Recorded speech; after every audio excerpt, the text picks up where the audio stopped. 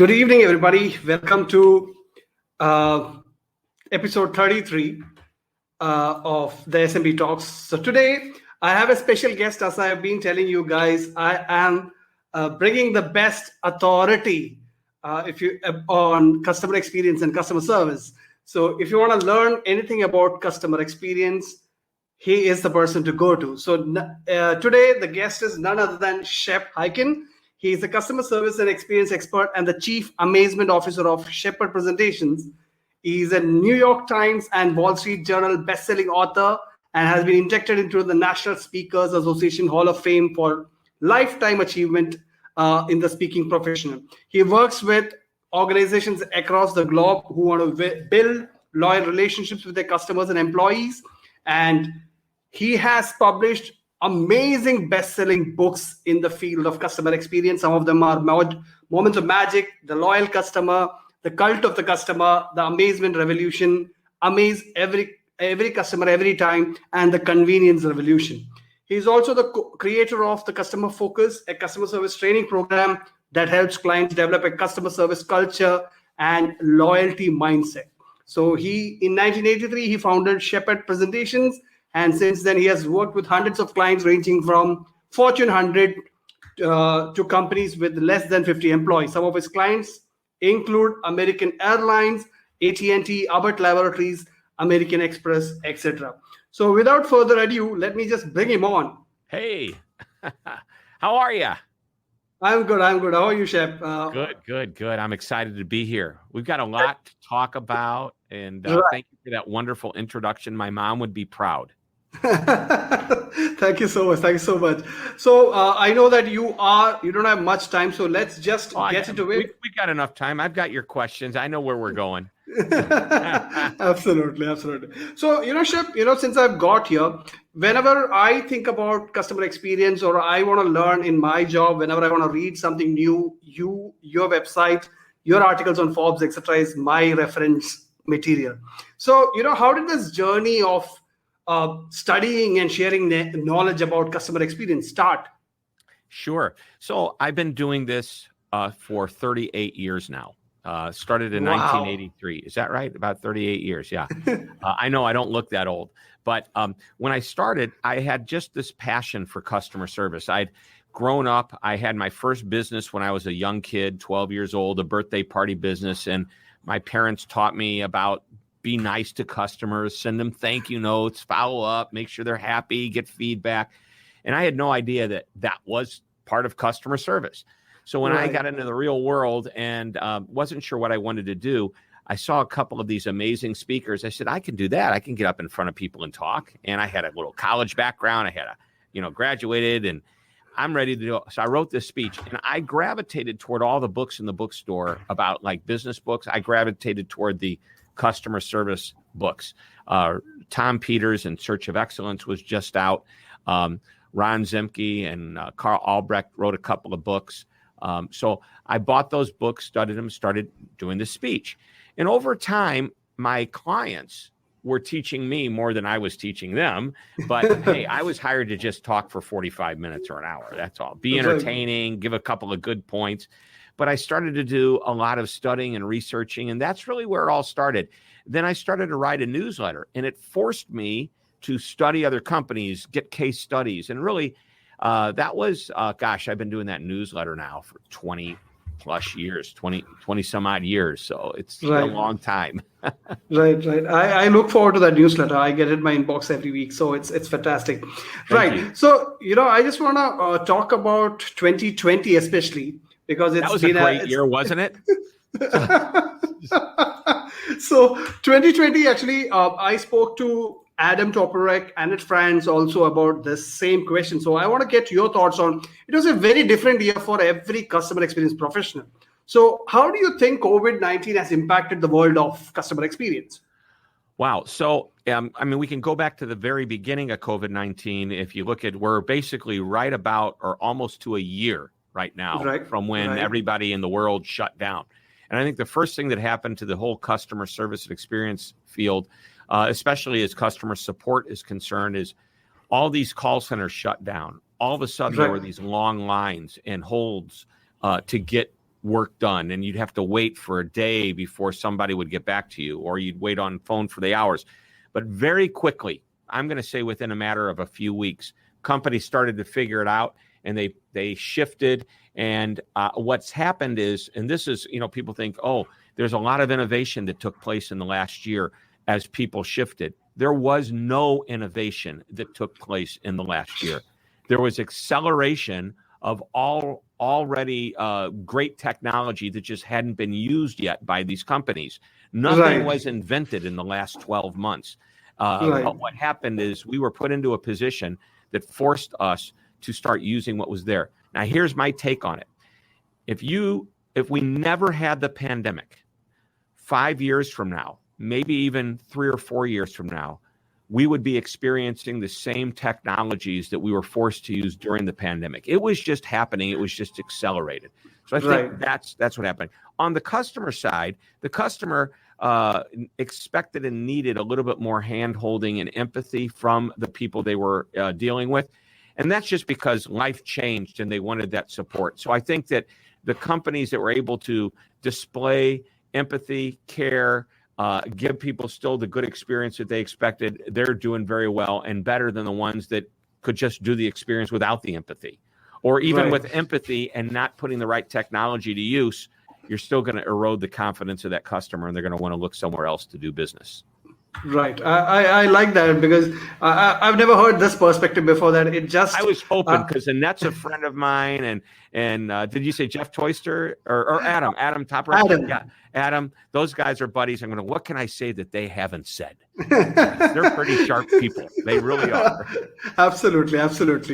All right. So, since now we are in 2021, so I want to know, what kind of trends do you expect 2021 will bring for the world of customer experience?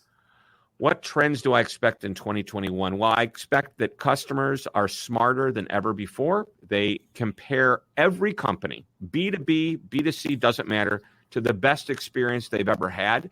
Typically, those experiences are business or B2C type companies that are delivering or in the hospitality industry. And now, like I said, it doesn't matter what you're in. So customers are going to expect more than before. But I think what's going to happen in 2021 is you're going to see the concept of convenience, which I wrote this book, and I know we're going to talk a little bit about the convenience revolution in a little while. I wrote this book 2.5 years ago. And to me, that was almost breakthrough information, competitive differentiation, if you became more convenient. Well, what happened is everybody's more convenient now. They were forced to be. Grocery stores, restaurants, anything now will deliver to you, where before you wouldn't get your groceries. Well, I mean, you could, but not many people did. Now it's pretty big. So I think that convenience is going to be a big trend that becomes more and more important. Got it. That's fantastic. We are already seeing all these things happening. Right. So whenever I read your articles, I see a common trend. You're a big proponent of employee experience. Yes. When it comes to delivering an exceptional customer experience. So can you just share your thoughts on that? Yeah, it's real simple. And by the way, if you don't believe me, all you need to do is, who are the best companies to do business with? In other words, who is getting the highest rating and customer satisfaction ratings and people who are excited to do business? And then take a look at Glassdoor.com, which has an employee rating of the experience that they have when they work with a company. And it really is amazing to see how many people are at the top of the Glassdoor list and on top of all the other customer satisfaction lists that are out there. So there's that direct correlation. That's number one. Number two, the employee experience is what makes the customer experience what it is, because what's happening on the inside of an organization is felt on the outside by customers. Right. Yeah, that's a very good line to say that what happens inside exactly is felt outside by customers. Right. You touched upon a little bit on empathy. So whenever we speak about customer experience, we discuss about empathy as well. Empathy and customer experience goes hand in hand. So what are your thoughts on the role of empathy on every organization being able to deliver a good customer experience? Yeah, so empathy actually crosses over from not just the customer experience, but to the employee experience as well. And I wrote I can't remember if I said the word of 2020 or the word of 2021. If there was a word in business, the winner would be empathy. Okay. Right. Because aside from just delivering a good product, just delivering great service, we have to prove we care about people. And Right. people in the last year have been very nervous, very uncomfortable. And I'm not talking about every single person. I'm talking about a majority of people are concerned for their health, their well-being, their families. And as a result of that, there might be a little frustration. Some of that fear comes out in the form of anger and as I mentioned, frustration. So we have to just be, if we're going to be dealing with customers, a little bit more aware of that, a little bit more willing to listen a little longer, empathize. Oh, I just went dark on us here. Did my camera go out? Oh, I'm back. No. Oh, okay. It looked like it would. I saw it went black and then it went white, regular again. Okay, good. Anyway, that word empathy, I think, becomes real important. We have to show we care. As soon as we start showing we care, assume everything else is good. We're going to build confidence with the customers, and that's one of the things that get customers to come back again and again is when they have a higher confidence level of what the experience is going to be. Right. That's fantastic. So, one another thing which whenever we discuss customer experience with brands or clients, etc., the most heated debates happen around ROI of CX, return on investment. So, is ROI literally measurable for customer experience? What are your thoughts on that? 100% measurable. You're never going to get somebody in leadership to sign off on a major investment into the customer experience unless they can see the ROI, they can see the numbers. So I actually have an article coming out in Forbes. I don't know if it already came out or if it's coming out in the next few weeks. I wrote it, but it's like, how do you get C-suite to sign off on this? Well, here's what they want. They want numbers. So we have to understand there's some general numbers that are out there. You could say, well, the general stats are if, you can have 5% retention of your customers, what does that mean to your bottom line? But that's general average. We got to look at our specific businesses. So I was just recently working with a client that has a pretty high churn rate where they go through their customers and have to constantly replace customers. And even though they're growing, I asked what would happen. I mean, their churn rate was as high as 30+%. I said, what would happen if we reduce that by 10%? So if 30% became 27%, what would that mean to you? And now we're talking about selling them a program that's going to cost them maybe $75,000, $100,000 in training and everything. And they said it would probably be, well over $1 million in retained sales. I said, why don't I just work on a commission? A contingency fee. But that's what has to happen. You've got to know what that number is. If I save you 3% of defecting customers, you need to know what your average customer is worth. And then you can put it together. And we can take a look at, they know what their churn rate is.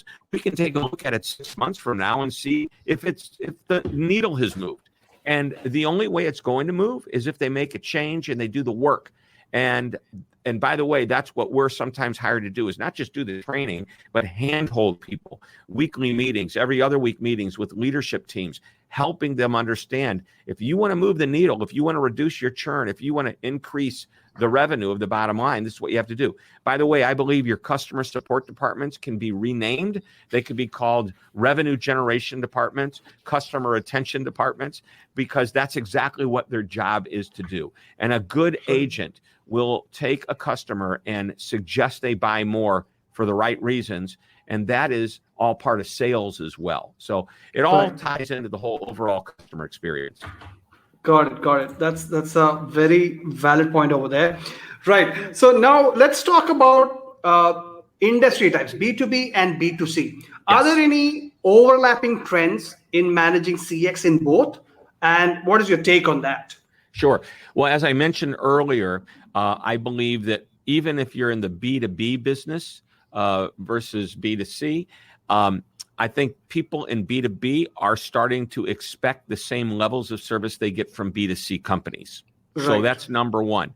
Number two, the biggest difference is if I'm a consumer and I'm walking into a mall and I need to buy a sweater, I could probably go to 20 different stores to find that sweater. However, if I'm in the manufacturing business and I need to find the right part to go into my products, there may only be 5 companies in the whole world that sell what I need, not 20 companies in one shopping mall, right? So the difference is the stakes are much higher in the B2B world. And I have one client that manufactures automation equipment, robotics and that type of thing. And they call it a generational sale, because if they sell today, that company won't need to replace that for another 10 to 15 years, okay? And they need to make sure that 10 or 15 years from now, they're the company that's called to replace it. But on top of that, if they lose the sale, it will be 10 or 15 years before they can get that sale back. So the stakes are really, really high. So let's make the assumption the equipment does what it's supposed to do. And now we've got to create a relationship, and we've got to create a process and a program that makes the customer or the client say, you know what, I want the equipment, and that's the company I want. So B2B, the stakes are much higher. Right. Got it. All right. So I recently read an article of yours, on In the Moment, where you're talking about nowadays everybody wants real-time help for customers that are expecting real-time help. But is that even possible? Or how can, if possible, how can brands embrace in the moment, maybe tactics or something? Sure. So in the moment, actually, how about before the moment? Let's go there for a moment. I keep using that word moment. Seriously, what can we do before the moment? We could be proactive. Today, there's capability for us to know, especially if we bought a piece of equipment like my copy machine. If something goes wrong with my copy machine, the company who sold me the machine gets informed that there's a problem with my copy machine. Oftentimes, I don't even know about it yet. When my toner is getting low, I get a box of toner sent to me because there's a sensor in the machine that's letting my vendor know. So that's before the moment. But how about in the moment? So what I want to do is I want you to think, and some of this is generational. Somebody's going to pick up the phone and make a call. Somebody's going to go online and look at a knowledge base. Somebody's going to go out to a social media channel and tweet or send a message on an app directly to the company. And that's in the moment for whatever form or channel that customer wants to use. That's their moment. And the question is, are we going to make them wait? Can we give them a digital solution in the form of self-service options that gets them their information quickly? Or is there an easy way for them to migrate from whatever that self-service or digital solution is to getting on the phone or having an instant chat with a human, not an AI-fueled robot? And so we have to make those options available. Our customers expect us to get them information quickly. They don't want to wait. And the other point I want to make about this is that even if you do make them wait, realize the problem didn't start the moment you interact with the customer. It started long before that. They could have been on hold for 20 minutes, but before that, the problem could have been an hour before. Or maybe it's 2 days and now they're finally having time to call the company. Don't make it worse than it has to be. Resolve issues as quickly and ideally in the moment if possible. Fantastic. I love that. Right. So you were talking about getting self-service and things like that. So customers are displaying varied interest these days when it comes to getting support. So be it self-service or agents. So I want to talk about agents and contact centers a little bit. So do you still think that having contact centers with trained agents hold a special pace when it comes to quality customer service? Wait, so you're asking if contact centers should have agents? Should be, yes. No. Contact centers with agents are still in demand, or is it? Yeah, they're definitely in demand, and they will always be in demand. Well, I shouldn't say always. Always is forever. Nothing is forever, right? Okay. Right. But for the foreseeable future, like everybody's worried that AI and digital solutions are going to kill the jobs of customer support agents, and the answer is no. They're going to support the jobs of customer support agents, because there's two reasons why this happens. Number one, agents spend a lot of time on unimportant phone calls, or chats back and forth with simple things that can be handled very easily by a digital solution. What we want to retain our agents for is to handle when a customer really needs help. We want to use that agent to help solidify the relationship with the customer. So if it's a higher end issue that obviously is not being resolved digitally, and digital means video tutorials, knowledge bases, AI fueled chatbots, any other channel you might have. Right. So now the customer is talking about something at a higher level. So I believe that the agents get freed up to do more of that. In addition, and I know this isn't part of the question, but I'm going to share this with you anyway. AI can support the agent just like it does the customer. If I'm a customer and I type in a question to the chat and I don't get my answer back, a lot of times it's that I didn't type it in the right way. So if I can type it in the right way, I'll get the answer. The agent knows how to do that. So Vivek, let's say you call me, I'm the agent, and I'm listening to you. While I'm listening to you, I'm typing in what I need to know to give you the answer. Even better, how about the AI? The computer is listening to the call, and the computer, without me even having to type, is giving me information, not only about the question you have, but they're also telling me, this guy has bought from us 20 times in the last year. He's called 6 times. He's one of our really great customers. This is probably what he's going to ask about this time, because they're going to compare what you're asking about in your profile to all the other customers I have in my database. And let's say I have 10,000 customers in my database and you match 1,000 of them. I can pretty much predict what you're going to need and what you're going to want. So I can help you even better as a result of that. Absolutely. That's the right way. I hope people who are listening will take a note, and I know a lot of contact center managers will listen to this. Yeah. One other thought I want to share with you, and it's my favorite funny line. It's a funny line. Everybody worries that AI and digital is going to kill the customer support people. But you know what? ATMs, the bank, the cash machines, everybody thought they were going to kill the banks and the tellers, and the bank there would be no more tellers. There's just as many tellers as there were before. ATMs did not kill the teller, and video did not kill the radio star. Absolutely. They're still alive. I can to see. MTV. Absolutely. So, when I was doing a little bit research on the kind of questions to ask you, I came across another important term, which I'm pretty sure you coined it. It's meconomy. So, you have mentioned that in a recent article of yours. I wrote it in an article. I did not coin that. The gentleman I was interviewing, and I'm trying to remember who it was, we were talking about how it's all about me, and it's all about now. And you know who's teaching us to expect that? There's a company out there that just does a great job of making us feel that way, and it's Amazon.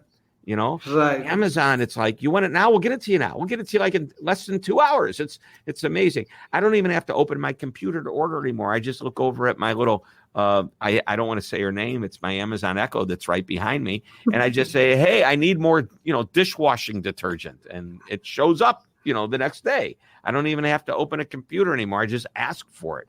So that's really what they've done, is they focus so well on the customer. And as I mentioned earlier in our conversation, this is crossing over into other areas of the world that we're in. Right. Absolutely.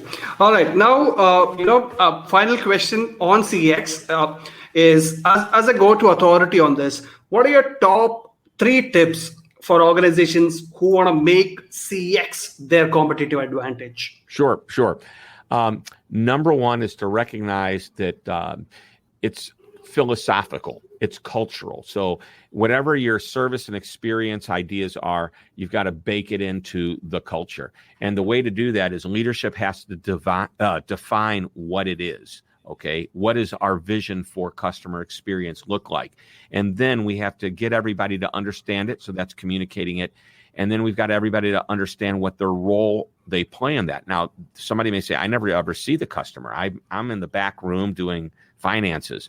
Well, something you're doing, if you're gone for a couple of days, somebody's going to probably notice. If you're not actually dealing directly with the customer, you're supporting somebody that is, or you're part of the process that is. So everybody needs to recognize what their role is. So number one is, focus on the culture. Number 2, be customer centric. And what that means is when you make, and if you ask me this question tomorrow, I may give you 3 different answers, but right now, customer centricity to me means anything we do as a company, any change we make, any product we roll out, any product we discontinue, any price that changes, any process, anything, we will say is that we will get a group together and we will ask, how is this going to impact our customer? Now, even if it impacts them negatively, nobody wants the prices raised on them. Maybe there's people that are really happy with this product, but we have to discontinue. We can't get the parts anymore. Whatever it is, we know there might be a negative response by the customer, but we have to understand before it happens that we're going to get that negative response so we know how to deal with it, right? So customer centricity, when you're totally focused on the customer, it means that everything you do at least considers the customer, even if it's going to be negative. Doesn't mean you can't do it, just know what you're getting into. So that's number 2. Culture, be customer focused. And number 3, make sure that everybody knows what their job is. And I'm going to go to a Disney philosophy, and that is everybody has 3 jobs at a Disney theme park. And that is to do the job they were hired to do. It could be take tickets, pick up trash, help people on a ride, sell a snow cone, or maybe they're behind the scenes doing whatever. So do the job you're hired to do, take care of the guest if ever necessary, and keep the park clean. So there's plenty of companies out there that I know that will definitely grasp the first 2. And if the option, if somebody's in an environment, a retail environment, maybe they're in a factory, keep your space clean. So there you go. Right, absolutely. That's fantastic. Right. So, now I have some questions about you and your work. Okay. So you are a 5 times best-selling author, and some of your books are my favorites. It's one of some of the best books I have read about customer service and experience. Thank you. So I want to discuss a couple of them. One is the cult of the customer. Yep. So if for people who haven't read it, what are the key takeaways according to you from the cult of the customer? Sure. So first thing is the cult of the customer is what you want to do is get into what's called the cult of amazement, or there's 5 cults or 5 phases that customers go through. And the 5th and best one is amazement. Understanding amazement is it's not about being over the top. It's about being a little better than average all the time, and people can predict what their experience is going to be. They'll say things like, they're always so helpful. They're always so knowledgeable. They're always so friendly. They always get back to me quickly.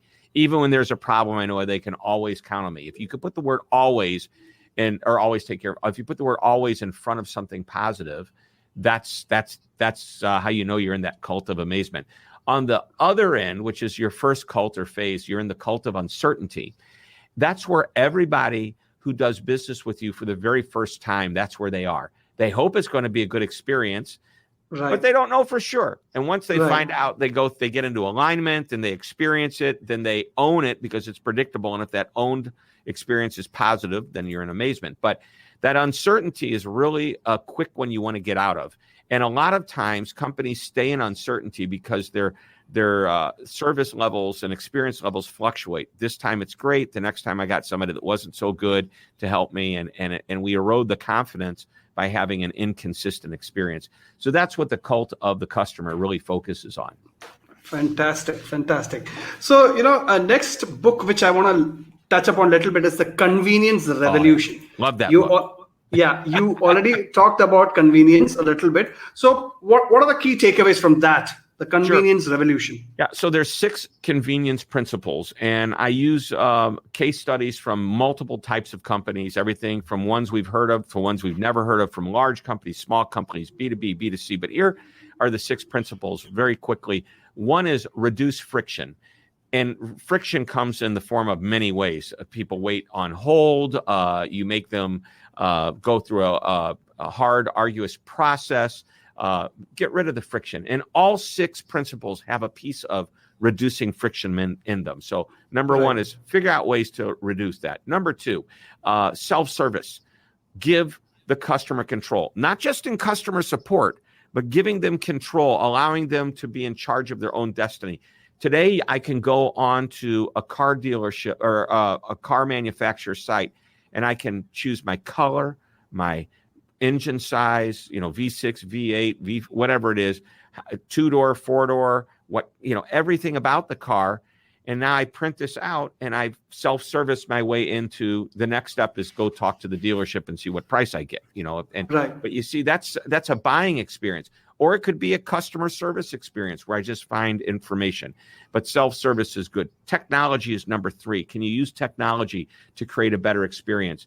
Think about how I can transfer money to you so quickly with PayPal or Venmo. Or if I want to make an appointment, I can send you my calendar link, and from calendar.com or Calendly. All of these are technologies that make it a better experience. If I'm a doctor, you don't have to call my office anymore. Just go on the website, log in, and you can choose your own appointment. That's number 3, technology. Number 4 is subscription model.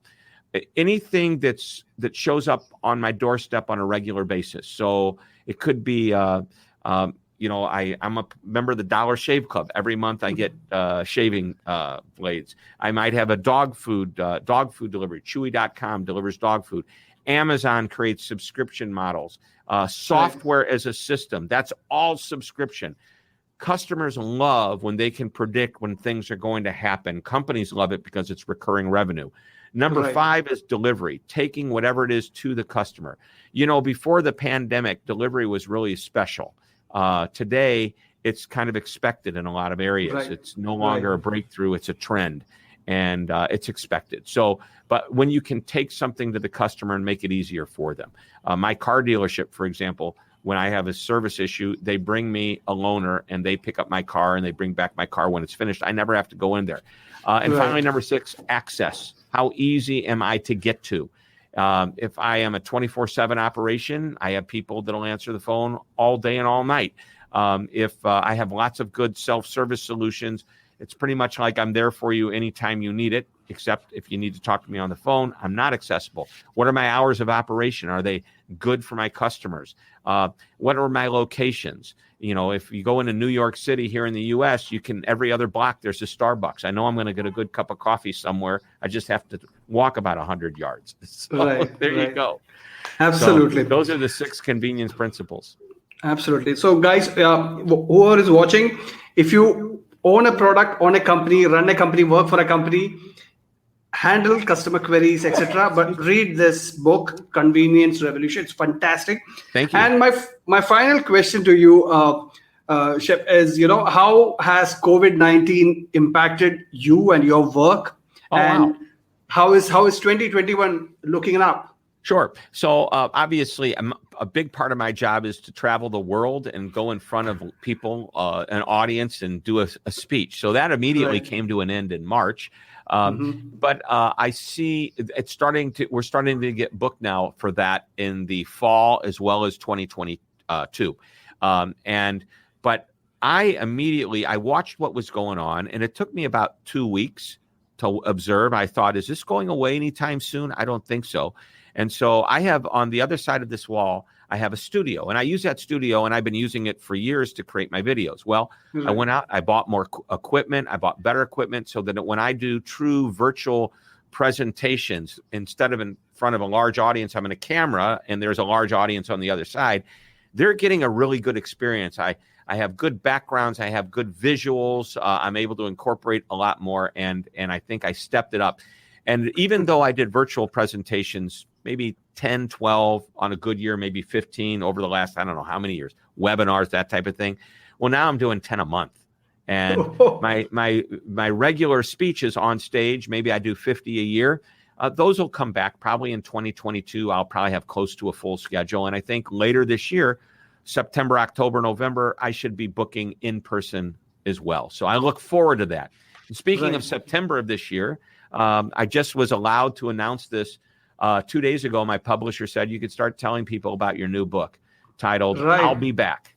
I'll Be Back, How to Get Customers to Come Back Again and Again.